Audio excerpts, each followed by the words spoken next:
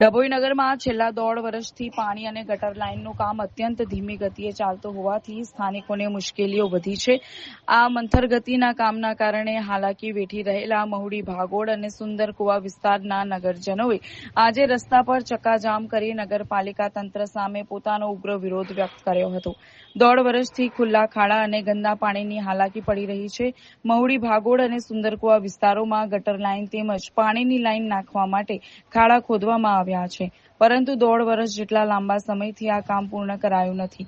પરિણામે ખોદાયેલા ખાડાઓ અને ગટરના ગંદા પાણી માર્ગ પર ઉભરાવાના કારણે આ વિસ્તારના રહેવાસીઓ તેમજ અવરજવર કરતા લોકોને પારાવાર હાલાકી વેઠવાનો વારો આવ્યો છે। સ્થિતિ તંગ બનતા ડભોઈ શહેરના કોંગ્રેસ પ્રમુખ સતીશ રાવલ તેમજ પોલીસ દ્વારા તાત્કાલિક દરમિયાનગીરી કરવામાં આવી। તેમણે વિરોધ કરી રહેલા લોકોને હૈયાધારણા આપીને સમજાવ્યા, જેના પગલે રસ્તો ફરીથી ખુલ્લો કરવામાં આવ્યો હતો। નગરજનોએ નગરપાલિકા તંત્ર વહેલી તકે આ ગંભીર સમસ્યાનું નિરાકરણ લાવે અને અધૂરું કામ તુરંત પૂર્ણ કરે તેવી પ્રબળ માંગ કરી છે।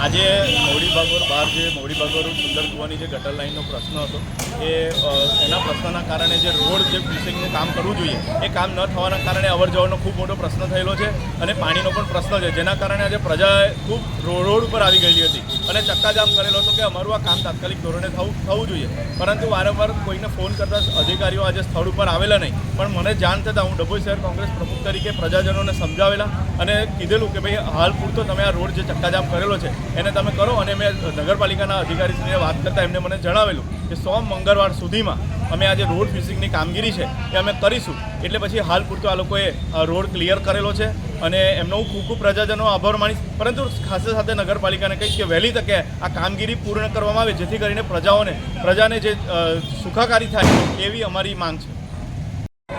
બિસ્મિલ્લાહિર રહેમાનિર રહીમ।